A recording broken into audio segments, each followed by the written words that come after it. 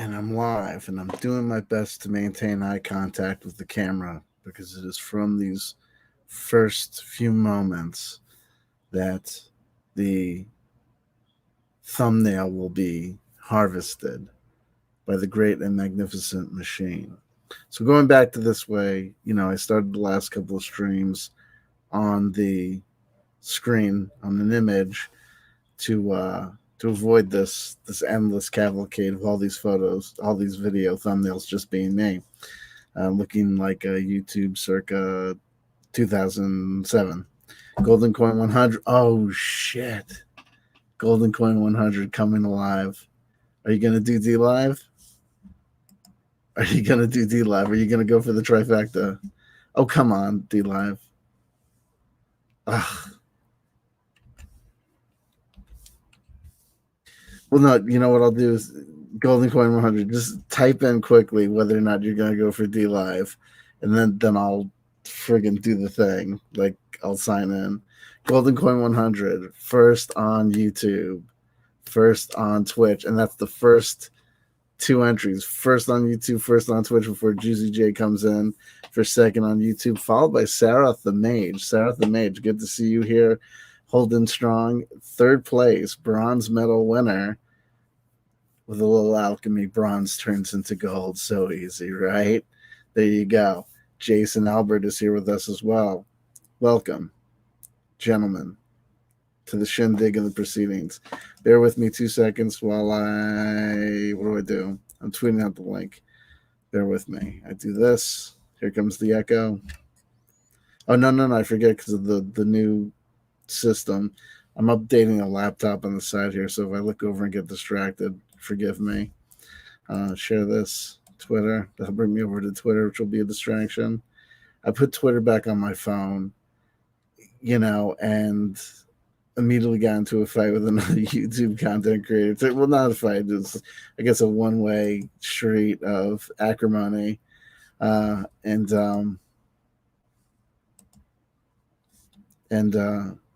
yeah, that's life. Okay, bear with me. I'm like looking to be distracted now. This is like terrible. I gotta stop this. It's killing me. Boom, boom, boom, boom, boom. Okay, we're done. We're done. I almost shut down StreamYard. Boom. There's that. Okay. And here we are. Back. Spooky Bedhair joins us as well. Well, here we are with no agenda. Yesterday was quite the dramatic show.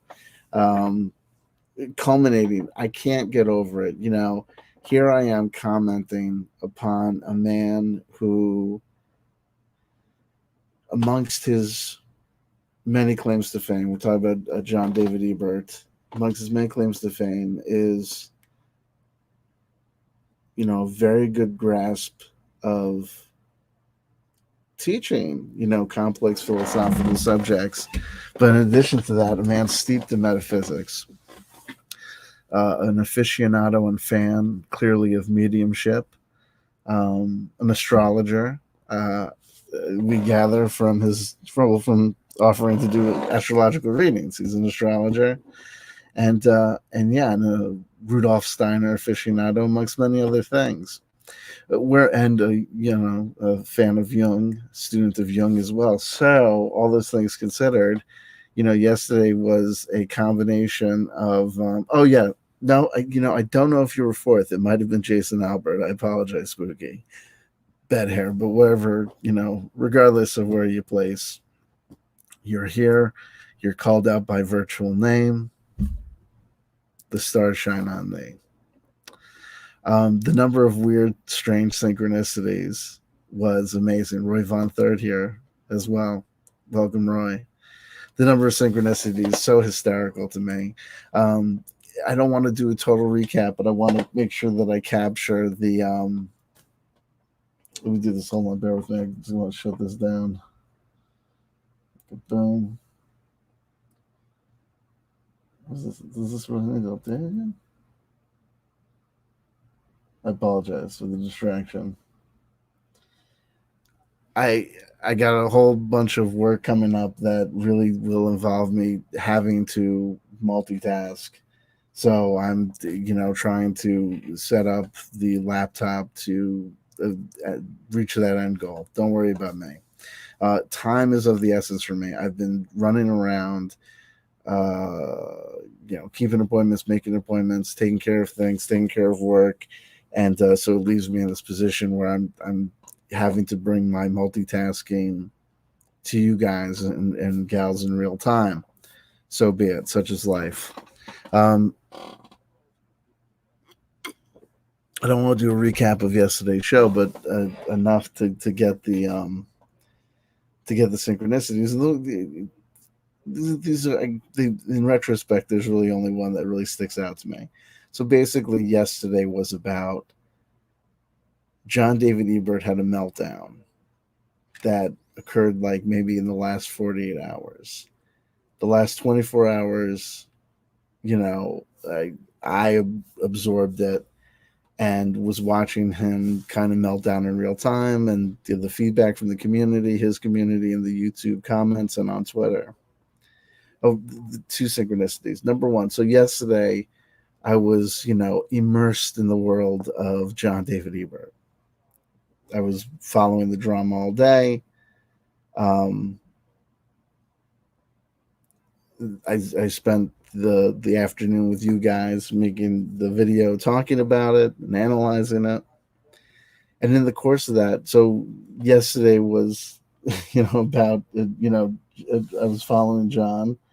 And then what's interesting to me is that the day before, I shared this yesterday, the day before, well, stop. I didn't ask you to restart, son of a bitch. The day before, hello to Alon. Hello, he's home. Everything's going well. Good to know that from Alon.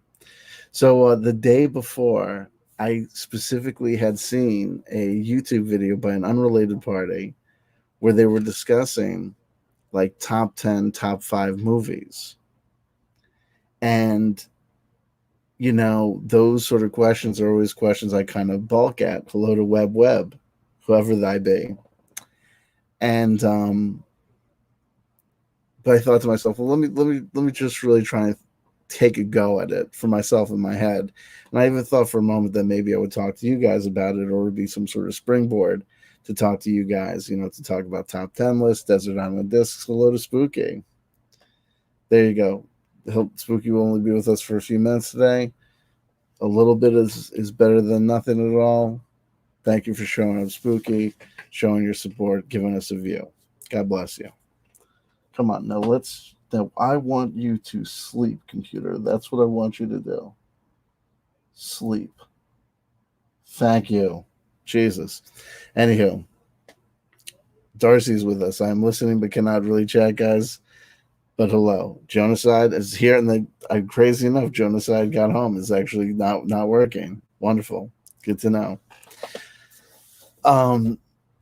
So the topic came up that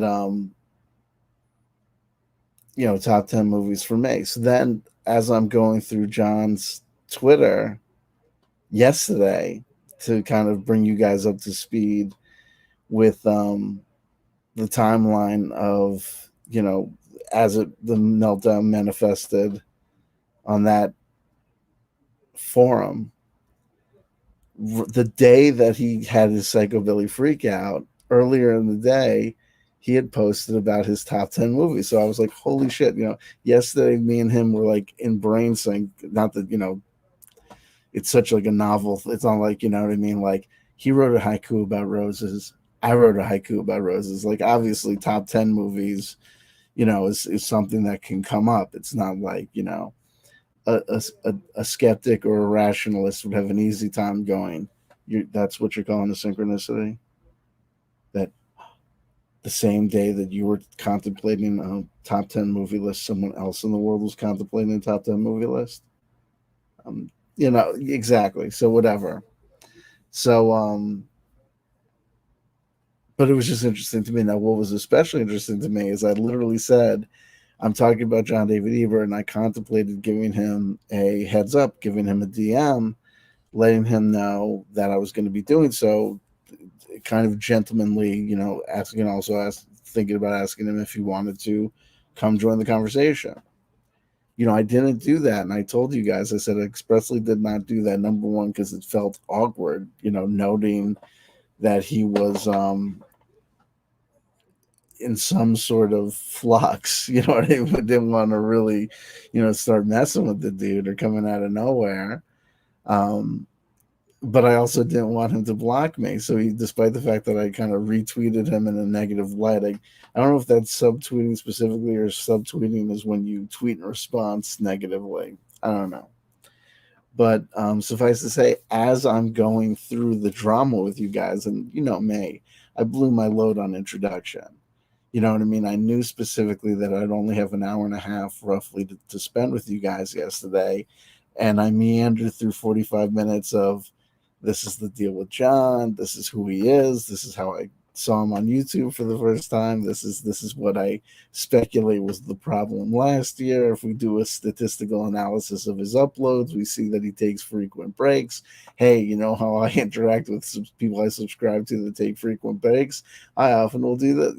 It was just nuts until finally, the agenda was cover the breakdown on Twitter, including my responses to his tweets and the retweet, and scene, right? So I spent all the time doing the introduction, like I said. So I finally get to the point where I'm going through his Twitter, and I said out loud, I said, I didn't screenshot any of this stuff, so hopefully he doesn't, block me. I said, oh, it's good, it's here, and I'm going through, and right as I'm about to get to the point where it's the freak out part that I respond to and actually quote tweet him negatively because he said a really stupid bone ass thing. Um, all of a sudden, like there's a Jimmy and there's a glitch, and I'm like, what? And I was like, holy shit, he blocked me. But here's what the craziest thing was. As I was going through that Twitter feed, seconds, if not like moments or minutes before it came through that he blocked me and I shared that screen, I looked at the clock. I was supposed to be out the door at 5:30 at the latest to get to my next appointment yesterday. So it's 5:34. I'm still going through the Twitter feed, and I'm in my head. I'm thinking, dude, you know what I mean? You got to cut it off. And then there's part of me that's like, this is like, premature emancipation. Like what like, you know what I mean? We can't end here, And so when he blocked me, it literally was like the universe prompting me to be like, oh, now you got no reason not to leave. So we were out the door. So those things are interesting to me. And if it was in the context of, some person who I was talking about or having a back and forth with over, say, like, politics, or an argument about music, or a general disagreement or dispute, it wouldn't be that interesting to me. Um, but given the fact of, like I said, the general, the wide berth of stuff that he talks about, but that wide berth including things like Jung, and we actually specifically covered a video where he discussed his beef with the Center for Applied Jungian Studies in Cape Town, South Africa. You know what I mean? It was just like, it was like too much. It was too much. And here we are on the back end. And I pull a tarot, and we forgot to do a tarot card for yesterday's video, so I'm going to do that right now for yesterday's video. We're going to make up for what I missed. I did the classic ending and exit. I see you, Alon. I tend not to. I don't know. I don't. I tend not to talk or want to talk about the pandemic because it's so complicated. Alfie Solomon, good.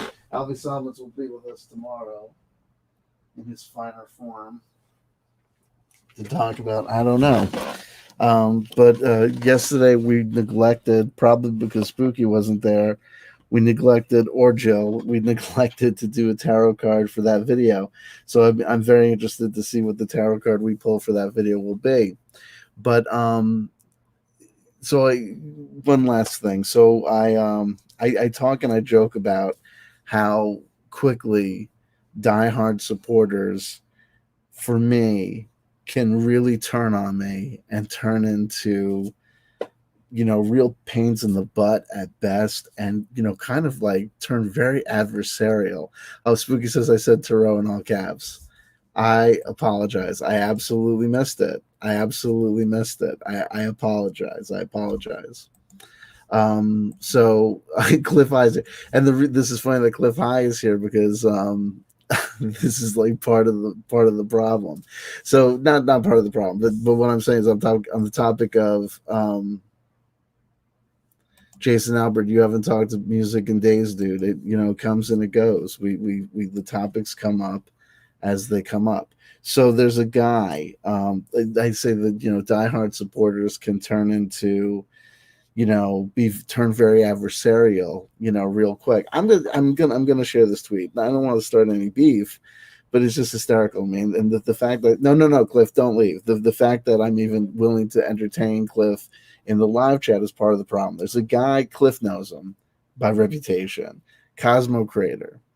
So Cosmo Creator has been a subscriber to me. I don't know if it goes back to 2015 when the channel started, but if not 2015, 2016, which is going back 5 fucking years. And Cosmo Creator was known to me for two basic things. Number one, he supported me, okay, more or less. There were disagreements.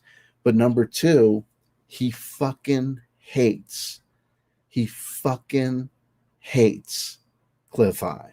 I mean, he thinks that Cliff, like of David Wilcock, Corey Good, Simon Parks, he thinks he's of the opinion that Cliff High is like the worst of the lot. Like fuck Cliff High. Like I hope Cliff High dies. And I know that Cliff knows about him because I think Cliff at one point may have. So anyway, so like, and I'll say, you know what I mean. Like I disagree with Cliff about this, that, or the other thing. But he's still a child of God, child of goddess. You know what I mean? And he exists, and I'm not like I don't. Cliff. This is like the same insanity of Corey Good saying that me, Jay Widener, and Cliff High are involved in some sort of fucking conspiracy together. When I've made videos that are antagonistic and critical of Cliff, when me and Cliff have debated, not agreed down the line, but debated things like cryptocurrency and numerous other subjects. And just the notion that we're like BFF is, or like involved, and me and Jay, like the notion that me and Jay are somehow, you know what I mean, like,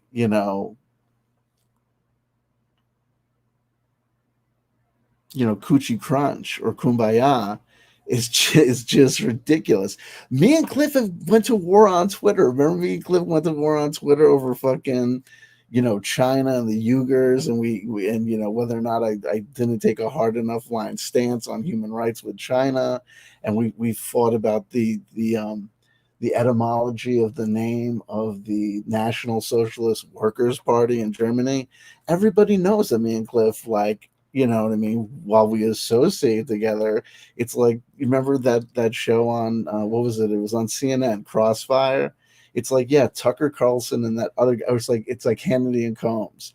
Yes, Hannity and Combs worked together, but it's not as though they were like fucking buddies. Like, you just don't get the impression that they were like fucking friends. And it is what it is. So, Cosmo Creator has, tweeted at me and it said to me, like, in DMs and stuff like, yeah, I can't stand that you tolerate Cliff. And I'm like, well, I get it, and you're certainly entitled to your opinion. I certainly understand, like, what your opinion is, and like, and why, it's valid. I'm never going to, if someone comes up and says, I'm critical of Cliff High for these fucking reasons, I think he's like, spreads disinformation, conspiracy theorist, and wacky beliefs and whatever, I'm going to be like, yeah. And, like we said, like me and Cliff, tolerate each other. We get along to degrees. I think we both respect the fact that the other person is a human being on planet Earth, but it's not as though we're like, you know,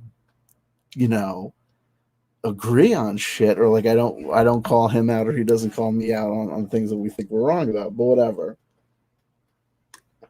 But like I said, Cosmo Creator used to be in the live chat all the time. He used to hang out, you know what I mean? I used to like his tweets and stuff. But I noticed over time, and this is a trend, I've talked about this before.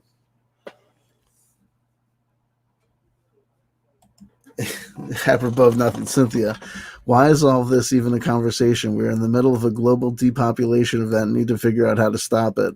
There's nothing more important at the time. There's absolutely nothing you can do, Cynthia. God bless you. I love you, but there are things that are in our control and there are things that are out of our control. I can't say that I agree with the notion that we're in the midst of a global depopulation event, though I think that there are, I believe that there could be an extinction event happening, but I think that that extinction event is based on man-made environmental destruction, which you may or may not concede with me. Here's a perfect example of what I was talking about with Cliff High. Cynthia, CW is a defiant normie. Yeah, everybody knows I'm a fucking normie. Absolutely. I'm totally fucking normal. He hears but chooses not to listen. I'm trying to wear the bastard down bit by bit. I think that you and Cynthia are in cahoots, but that's fine. Cynthia, if you're going to talk about anything under the sun, please don't talk about the vaccine or anti-vaccine agendas. It is just simply not what I'm talking about right now. Therefore, it does not need to be the topic of your conversation.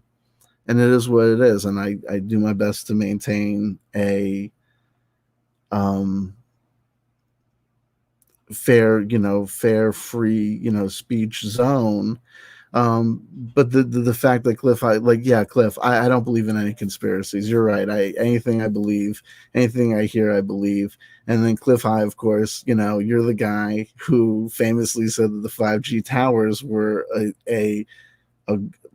I know this has come up before and you may have disagreed with me, but as I recall, I heard you and many people also heard you say, I forget who it was, that the 5G towers were some sort of warning system, or like some sort of prophylactic against mantid invasion. Maybe you were joking around. I have no idea.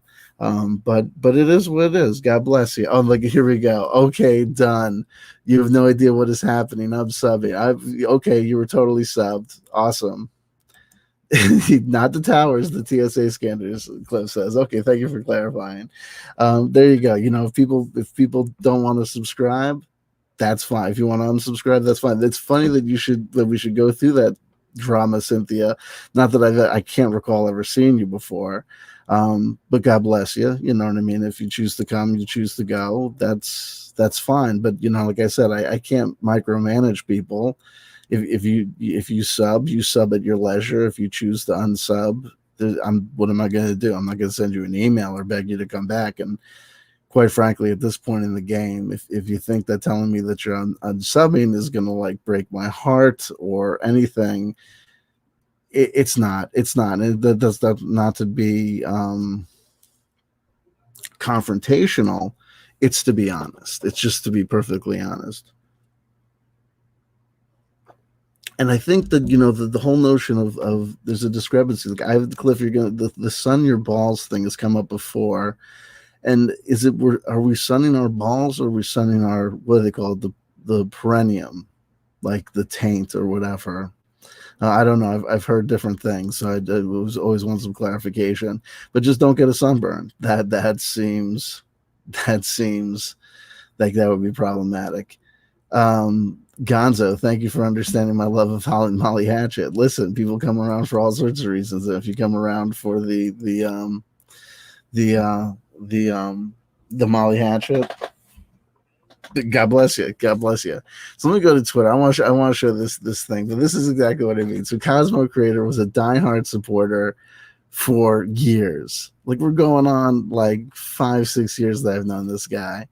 And I want to show you what he friggin' posted. This is hysterical, because what I think is that I'm going to give it a rebuttal, because, and this is not to be anti him, and this is not to be look what this dickhead said. Okay, dickhead, you want to come at me? Fuck you. Then I'm gonna come at you. No, this is just, and this is an example of like, it's like one thing to to decide that, you know, you're going to not like me, or, you know, you disagree or whatever. This, oh wait, actually, let me deal with this too. This will be good. uh I know people, two people different sent this to me, so hold on. It was what I was responding to with John David Ebert. Where is it? Ah, here we go. Here we go. Thank you. Thank you. Let's see if I can do this. See if I can get this bigger, just so we can. Let's see if we can do this. Okay, I apologize. This is so unprofessional, but I want to do this. Okay. So we'll step through two things. We'll step through. Wait, can I do this? Can I enlarge this? How do I do this? I just want to do that part, but I don't want to do the other part. It'll be what it is. Can I just want to do that. Can I just do that?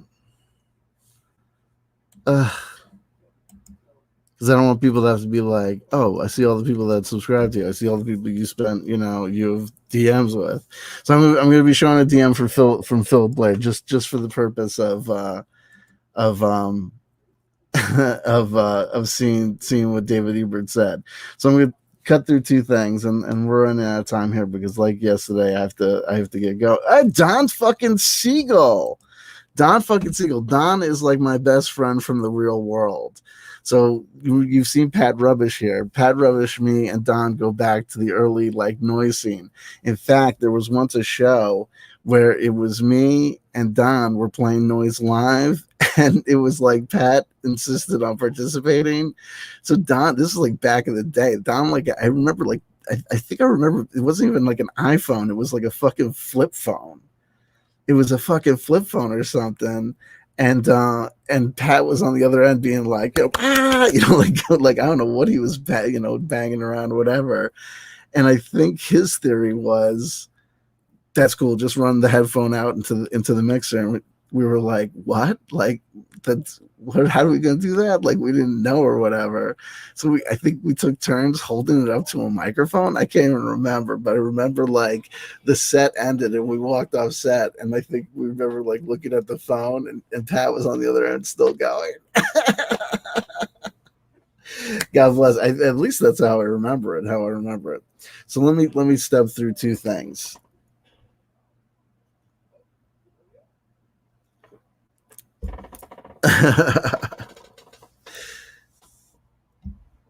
So here we go. So the first thing I'll do is for context. I think it makes sense for me to show the DM from Phil Blair, just because he was kind enough to send it to me, because as we were going through, and we wanted to talk about what John David Ebert had said that I thought was so boneheaded that I responded to.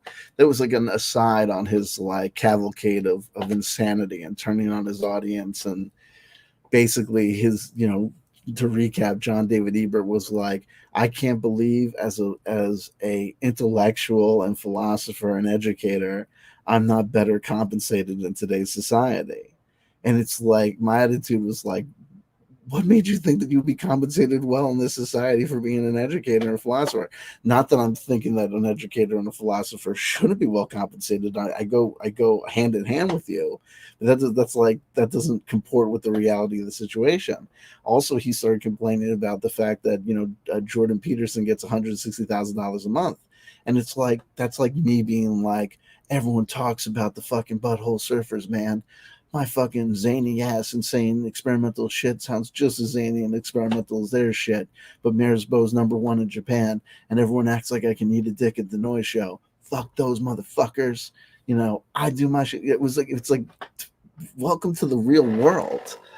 Bismarck died a while ago, John aside. Bismarck died a while ago, in case you're curious. Not to make Don, that's not exactly how I remember, but it's a good story. Well, how do you remember it? How do you remember? Do you not recall any aspect of the story? You don't recall Pat saying that he wanted to participate and us and him saying that he was going to participate by phone? Tell me. It's not going to start a fight. It's just I'm curious as to which way the story diverts. But no big deal. No big deal. Anyway, back to John David Ebert.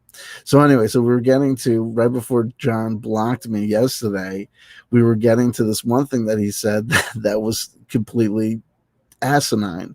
And this the point of this is to say, uh, people are so complex. An individual can be so extremely smart in regards to one thing. So John David Ebert is absolutely a man of high intellectual caliber. He can digest, absorb, and then kind of explain complex philosophical points and discourses and individuals like Heidegger or Derrida, etc. So there's obviously a lot of intelligence there. But then he said something. He said things on this at the same time that's like obviously a big display of non-intelligence, and even just his putting onto YouTube the notion that making that video where he names his ex-wife by name and location, um, and goes on a like what seems like an inebriated tirade about her, and her taking away his son as he alleges. It's like, you're so smart, but you think that that's an appropriate use of your YouTube channel that has attracted over 17,000 subscribers because of not social drama, but rather discourses about philosophy and media studies. But okay. And then the fact of this, that he says things like this. Hold on. Here we go. Share. Okay. So just make sure that that's coming through okay normally. So he texted. So this is part of his tirade where he's complaining. And so he makes this analogy, I guess, to being a prostitute. And so what he was complaining about was that he has 17,000 subscribers, 17.5 thousand subscribers, but he's only making like slightly less than $650 a month on Patreon. And his attitude seemed to be that there should be a higher correlation between his subscriber count and the number of people that support him on Patreon. Meanwhile, his average views, like we all know this, like he's had he's been a member of the YouTube community for 12 years. And like, it's like, do you even YouTube? Because you have to know that people subscribe, but people subscribe and don't necessarily watch your shit ever again. Also, given the fact that you've been on YouTube for 12 years means that certain people that subscribed to you in the beginning might very well be fucking dead. I mean, it's not as though he's making like retro video game Let's Plays. He's talking about Derrida and Heidegger and Nietzsche and Rudolf Steiner and stuff. So that I dare say that sort of stuff generally appeals to an older audience. And when you're dealing with an older demographic, 12 years is the difference between someone being around and the Google account being viable and the Google account being going the way of the fucking dodo. Also, people just don't watch YouTube that much. They may subscribe and then they come to YouTube every once in a while, or they've migrated to Facebook Live or BitChute or some other variety of things. Anywho, so the notion that you have 17,000 subscribers, that means you should have some sort of comparable amount of people supporting you on Patreon. He was basically like tortured artist disease. Like, no one appreciates my work. Like, duh. Like, no one ever appreciates anybody's work. Like, deal with it. But then it's like, even if you got if you've got 2,000 people or 2,000 average views on your videos, and like, what do you think all those 2,000 people can number one, the first thing he failed to engage in is the notion that like there's people who could be subscribed to him who do not have a fucking extra dollar a month, let alone his recommendation on his PayPal is he actually provides a recommended donation. He's like, you can support me by donating to me on PayPal. Does he say you can support me on PayPal, period? No, he says you can support me on PayPal. The recommended donation is $20. What are you fucking serious? Do you know what I mean? Like, what do you know what I mean? Are we like patrons of the arts for real? No way, forget about it. The guy just doesn't understand social media or how it works. I'm not saying that he's wrong in the notion that he should be compensated for his work. I get that. But when you do YouTube for free. And there are people that do all of their live streams on Patreon. You want to see their live streams? There are plenty of people like they're participants in the Majority Report, like they have a regular contributor, Naomi, and my understanding is that she does all her live streams on Patreon. I don't know if they're locked behind Patreon, if you can watch the live stream, but you can only watch replays or whatever for $1. But some people do. Positive side of 2012 do all their shit on Patreon because they want to put things behind a paywall. God bless. But the problem is this: you put your stuff behind a paywall, and then that's where you are. People don't go to Patreon and say, I'm going to support this guy to unlock the paywall to see what the fuck they got. So it's this catch, it's not a catch 22, but it's this kind of delicate balance where it's like, if YouTube is basically a free advertisement, you provide this, it's like the digital age. Like, it's like basically John David Ebert pulled a fucking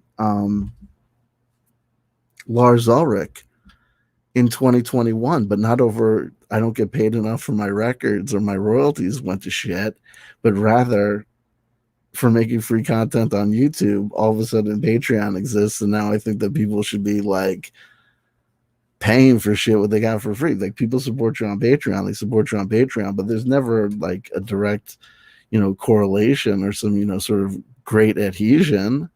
Never. You know what I mean? It's like, also, it's like, get a job. Like, no offense. Like, you know what I mean? Like, did you think being an author or a musician was going to be a well-paying, or a YouTube content creator was going to be a well-paying gig? You want to be a full-time intellectual? That's fine. Get used to the top ramen and asking people if they want a fucking plastic bag or paper at Barnes & Noble. Because that's fucking life. I'm not saying that's the way it should be. I'm saying that's the way it fucking is. And if you fail to engage with reality on its own fucking terms, you're going to have a heartbreak. You're going to have a hard problem. Also, he's an idiot. Check this out. So he's making the analogy. So he's saying basically he's being called to give away his stuff for free. No offense. You get something out of people seeing your stuff. You have books to sell. You sell books. You know what I mean? You do this. Support me on Patreon. There's bonus material of videos over there. You do that. Whatever. But at the end of the day, if you're not being an educator on philosophy because you want to be an educator on philosophy, but you're doing it for some fucking dollar sign, you picked the wrong fucking job. Because philosophy is never paid. Well, neither does art. For every David Hockney and fucking, what's that guy's name? The terrible one, the fucking crystal skull, the diamond studded skull, that asshole. For each one of those guys, there's like 10,000 people starving in the street for their art. So fuck you. Anyway, so he's making the analogy. Then he said, so he's basically making an analogy between him and a sex worker, indicating that people want him to give them service for low pay. So this is what he said. It's on the screen. It's been on the screen for a million years as I ranted. When you go to a whore, nice fucking language, asshole, you pay her, because all sex workers are female. What an idiot. What a fucking absolute maroon. It goes to show you, this guy's so fucking smart, he can understand Dorita, but he does this shit, also part of his life story, because he blocked me, I'm going to be a petulant asshole about it. His story about his kid getting taken away is that in like 2013, when he went for a contested divorce involving the custody of a child, he claims that he didn't know that he should have shown up with an attorney. Kidding me? Are you serious? You know what I mean? Like, whatever. So anyway, so he goes, when you go to a whore, you pay her exactly what she's worth. Are you fucking kidding me? And she gives you exactly what you want. Sometimes they fucking mug you. Anyway, it's an even energy exchange. Excuse me? But I feel like a streetwalker who is reduced to a blowjob for $30. This guy is such a fucking idiot. Let's go through it line by line, and then you'll see my actual response. When you go to a whore, not the preferred nomenclature, they're sex workers. If it's an even energy exchange, they wouldn't be referred to in a derogatory way, would they? They would be referred to like a business person, like a sex worker. But you don't have the respect to do that because you're a fucking idiot. You're a fucking idiot. You get drunk on camera. You make an ass out of yourself. Happy birthday. Just like me back in the day. You pay her, assuming that all sex workers are female. Shitty. and absolutely 100% untrue. FY, in case you're curious, genius who should be paid better for all your fucking great intellectual work. Gay guys. Yeah, gay guys are a thing, aren't they? Also, you ever hear the term gigolo? Gigolo. What does that term mean? It's it escapes me. It's oh, that's right. A male prostitute. You pay her exactly what you pay. You are you under seriously under the impression that sex workers get paid? What is a human worth? What is a human worth to take their sexuality that they would use in the context of a loving relationship and to put that on the marketplace? What are they worth? What's a body worth? What's an experience worth?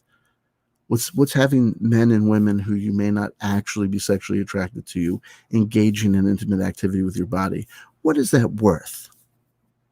To say nothing of the hundreds of thousands, and in the scale of the world, the history of the world, the millions of people, men, women, and children who have been forced to engage in sex work under duress and against their will. Sometimes, in the best case scenarios, motivated by abject poverty and the risk of starvation. You're going to analyze Sri Aurobindo's history of the Kali Yuga, the Yuga cycle, but you can't comprehend how idiotic this statement is. You should be ashamed. You should be ashamed of your patent display of absolute total ignorance. This is not a political disagreement. This is not a disagreement about the validity of feminist agendas. This is absolutely an incomprehensible statement to understand and also be compatible with the realities of socioeconomic and historical paradigms. You're a fucking dummy, shithead. Go ahead and block me. I'm glad. Anyway, and so she's worth, yeah, you bear what they're worth, and they give you exactly what you want. Yeah, right. You don't understand the dynamics or the variety of dynamics that can exist between prostitutes and Johns. It's not even funny, the notion that Johns get what they want. It's an even energy exchange. Are you serious? You give a person money and they give you their body, and that's an even energy exchange? You're an idiot. And I conjecture that I don't know. But you feel, John, with your over 17,000 YouTube subscribers and your $630 a month of support on Patreon alone, you feel like a streetwalker who is reduced to a blowjob for $30. Do you think that streetwalkers on average get $30 for a blowjob? They sell their mouth on another person's genitals for, a lot more than $30. Sure, there's escorts, but streetwalkers, what do you think the going rate for oral sex, oral copulation, putting another person's possibly unwashed genitalia in your mouth, condom or no, for money? Do you think that streetwalkers get a lot more than $30? And the fact that you would analogize yourself to a person in that position because you're not compensated well enough on fucking YouTube. And then he goes, so in a petulant display of babiness, I do this all the time. So this is the pod calling the kettle of baby. He said he's going to set all his videos to private and just put them on Patreon. Then he got like 2 or 3 more subscribers on Patreon. So then he goes, okay, if I get to $800 some odd a month, then I'll put the videos back because that's what my rent costs. I'm like, you know what I mean? Like, that's a great way to win friends and influence people. I totally want to be subscribed to a guy that's going to go. He made an analogy that giving this stuff away on YouTube was putting pearls before swine. You refer to your audience that way, the people that are nice enough to subscribe you and help you in the algorithm. And also, how about this, genius? Did it occur to you to monetize your channel and get super chats and do your shit live? Man, what a guy. Here's my response. I didn't realize that sex workers, the preferred nomenclature, by the way, were paid exactly what they were worth and that it was an even energy exchange. Also, I surmise that $30 for oral sex is more than what the vast majority of sex workers get worldwide. You, John David Ebert. There you go. And anyway, so speaking of people, and then check this out. Check this out. This is Cosmo Creator. This is a Cosmo fucking creator. This is like fucking friend and buddy. Cosmo Creator says this to me. I also want to see if Don told us the rest of the story, his version of the story.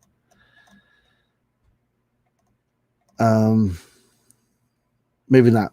So anyway, so let me share this thing. If you freaking write this sort of thing about me, I'm not gonna block you or anything, but I'm gonna definitely share it and be like, look at this guy. So check this out. This is Cosmo Creator, a one-time fan, right? A one-time friend. Dig, if you will, the dude who forked out $15,000 plus attorney's fees to become Corey Good's, Cliff High's, Jay Widener's little fuck boy. And then he retweets this thing this thing that I think is a positive message that I came forth and defended sex workers. So I forked out over $15,000 to become Corey Good's fuck boy. Now I paid $15,000 to fight the frivolous lawsuit brought by Corey Good against me, a fight and a struggle you previously supported. Do you think that I'm now working with Corey Good? And Cliff High and Jay Widener are connected to me because they are co-defendants in the case. So your analysis makes no sense. All you're demonstrating, I believe, is the fact that you're mad at me. And why are you mad at me? Because I fight with Cliff High, but at the same time that I fight with Cliff High, I won't be like, I hope Cliff High gets, his fucking cock, bitten off by a fucking saber-tooth tiger or whatever. So you wrote this about me. I have no idea. And it's one thing to be like, fuck you, CW Chanter, and unfollow me. You can unfollow me. It's another thing to just say, man, CW Chanter, your attitude about Cliff High, I think you're a hypocrite. But you know that I paid over $15,000 in attorney's fees and you're going to weaponize that? Fuck you, Cosmo Creator. You're going to put this nasty shit on Twitter? I'm going to show this world this nasty shit you put on Twitter, and I'm going to say Cosmo Creator can go fuck himself. You may have great taste in reggae music. You may. Doesn't change the fact that you're an asshole. Wait. It doesn't change the fact that you did a shitty thing. But I still love you. Child of God, child of Goddess. I'm going to give you the exact same amount of respect and human dignity that I give to Cliff High, which is to say, just like Cliff, you did exactly what Cliff does. Call me out by name and say some nasty shit. Good on you. Sleep well, sweet prince. Have fucking fun. Have fucking fun.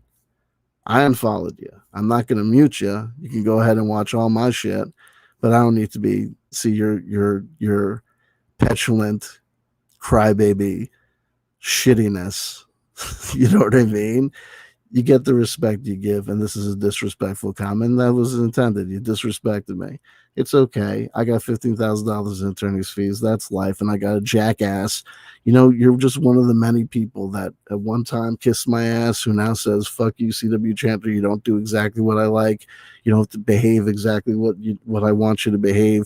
You don't do exactly what you want to do, so I'm going to say these nasty things about you. Your line of argumentation makes no sense. It's irrational. Corey Good, Cliff High, and Jay Widener are not on the same side of the fence. I'm not working with Cliff High or Jay Widener. Me paying $15,000 in attorney's fees to defend myself in the same case that was brought against them, that Jay Widener has attorney fees as well, does not make me their little fuckboy. In what way, shape, or form am I even Corey Good's little fuckboy? How I paid to oppose his lawsuit. So how does paying that to oppose his lawsuit make me his fuckboy? And Jay Widener and Cliff High had to pay their own attorney's fees to a degree. Cliff High had to represent himself and waste his time with this bullshit. So how does that make me their fuckboy either? I didn't render any service onto them. You're the fucking fuckboy. You know what I mean? You're the fucking fuckboy. So kiss my ass. kiss my ass. And you can listen to as many fucking reggae records as you fucking want, smoke as much dope as you want. You know what I mean? Have fucking fun. And the day you apologize to me is the day I'll apologize to you. And until that time, I'll just simply say, you're not blocked on Twitter. You're not blocked on fucking YouTube. God bless you. But if you say something douchebag and shitty, this shitty, it's going to become an issue on YouTube. I'm going to throw it out there. So people can decide what they want to do or what they want to do in regards to Cosmo Creator. I recommend they don't unsub to you. I'd recommend they don't unfollow you. I recommend they see and understand that, oh, this guy's this kind of fucking piece of work. God bless you. Thank you for commenting. Gave me content. I'll now spend the time. Oh, shit. And I'm literally running out of time. I was gonna do a card for yesterday's stream. This is a card for yesterday's stream, not this stream, yesterday's stream, the whole John David Ebert thing. King of Pentacles, we've been getting a lot of kings. I think we got the King of Cups for the video before the video that we did about John David Ebert, which made sense because we were talking about memories and we were talking about loves lost and forlorn. We were talking about a fallen hero in the form of Michael Brooks. So the King of Cups, fire of water, an emperor, a king ruled by emotion and of emotion, and all that stuff was brilliant. The King of Pentacles, it's like this, dude, are you kidding me? The King of Pentacles for yesterday's show. What was the whole deal with John David Ebert's meltdown? Number one, it had to do with his parental rights. So there's all sorts of phallic king energy and leadership energy all over there. He was making all sorts of statements about his ex-wife, like he had the power, she had no power compared to him. He said that. There you go. All that kingly attitude and demanding tribute from the audience, and you don't pay me enough, pay me my tithe or suffer the consequences. King of Pentacles, that's it. Just because we're not doing reversals today doesn't mean that this card can't be what it is in reverse. So now we got to do a card for today. We got to shoot through it. Perfect. John David Ebert should come on my channel to talk to me because that would be great. He may not. It is what it is. A card for today.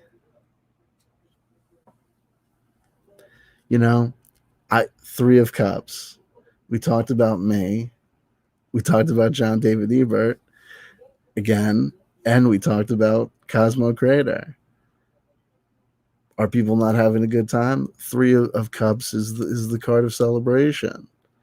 Suit of emotion, suit of feelings, but three, the strongest geometrical figure is the triangle, is the three-sided object. Man and woman have a little baby. 333 is the magic number. Father, Son, and Holy Ghost. Don't take any looks up the Holy Ghost skirt. You know what I mean? It might be revealed that there's a female feminine energy as a critical part and aspect of any patriarchal structure. But it's all a celebration.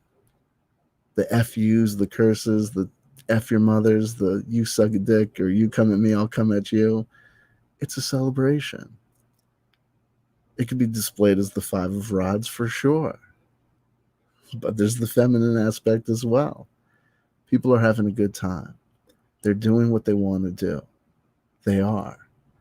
And sometimes the card that we pull for the video is some sort of symbol for it, some sort of culmination, or we look for direct correspondence like we did for the card that we pulled for yesterday's show, and we see it and go, aha. And sometimes it's a reminder. Yelling and screaming and bickering, aren't there better things to do with our energy and our time? The cards can warn, the cards can display, the cards can reveal. And they're just pretty pictures painted on cardstock, sold on Amazon.com.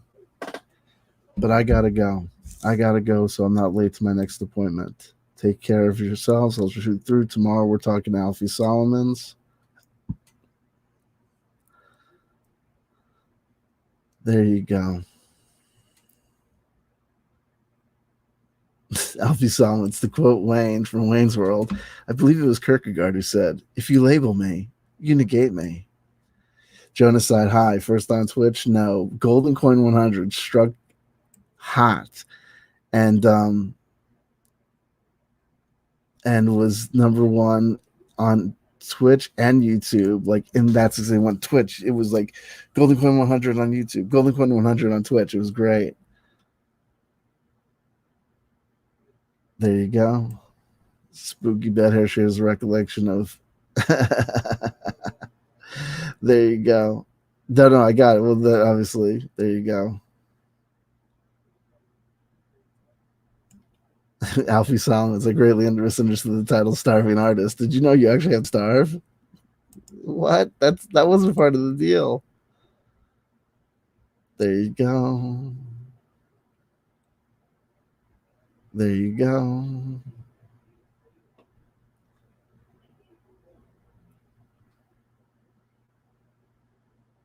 There you go.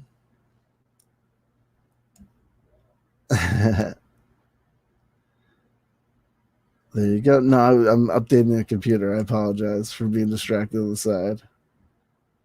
Sunshine is here and saying hello. Rogue Status is here. Ooh, more Twitter drama. There you go. Dan Dulcin is here. All right. It did come out. Well, it didn't really come out of nowhere because he's been burning up to it. He's just been burking up. You know, turning it up slowly over time. And it is what it is. So that's what happens. That's what happens all the time. And I said, like, I joke about it. Like, people think I'm joking about it, but it's true. Like, the more people like me, the more friendly they are with me, the quicker they're gonna turn on me. And I'm not like upset. I'm not like, you're all gonna turn on me. I'm just like, and obviously it's not everyone, but a lot of people. So when people come in, especially when they come in, they're like, dude, I love you. I just discovered your videos. You're fucking awesome. Blah, blah, blah. I'm like, I don't get like excited about it. And sometimes people are like, you know, why aren't you excited? I told you like how much your videos mean to me. And I go, because in 3 months from now, you could be sending me death threats. You know what I mean? They're calling me a fuck boy on Twitter. You know what I mean? Best not to invest your mental energy. Like, you know what I mean? It is what it is, baby. It's all good. We're going to be fine. We're going to make it through. It's going to be okay. But I do have to go. I do have to go to avoid the risk of being late. Don Siegel. Philip, we've done live collaborations a number of times. If you call that being in a band, then yes. There's a video of me and Don playing on this channel. There's a live video of me and him. I'm doing spoken word. He's doing the sound. It's on this channel. I forget what it's entitled. I think it's like CW Chanter and what were you calling yourself? The Alienist? I forget what it was. What moniker you were doing that day, but that video is definitely on this channel. I definitely don't think it's private, so you can check that out. Anyway, I love it. Philip Blair and me fight all the time. People fight. It's okay. You know what I mean? Anyway, that's it. But if you write something that crazy, and that's the thing, I'm going to take Twitter off my phone because it's like, I need that like a hole in my fucking head. You know what I mean? Like, what the fuck? It's like, like I said, call me an asshole. Call me a hypocrite. Tell me what's actually wrong with me. But to say that I paid over $15,000 in order to be these guys fuck boy, fuck you. You know I'm a father. Fuck you. You know I'm dealing with financial shit and that $15,000 hurt. But you're going to say that shit, you nasty fuck? Fuck you. And you said what you said to your 76 followers on Twitter, and I blew you up to 36 people watching live. You know what I mean? That's it. It's no love lost. God bless you. Goddess bless you. I wish no harm upon you. I wish no harm upon you. But if you want your ticket to fame, if you want me to boost your signal, think about saying something nasty about me on YouTube again or on Twitter, whatever. It is what it is. It's oh so small. We'll be back tomorrow to talk to Alfie Solomons, and the wheel spins and turns. And I'll regret what I said, and I'll regret showing Cosmo Creators Twitter because I could have just said nothing at all. You know what I mean? But I'm a work in progress, baby. I'm a work in progress. Till next time. I love you. I love you. I love you. If nobody told you they loved you today, somebody just did. That's somebody's CW chanter. Make of that what you will, because you will. Okay? I love you. Talk to you soon.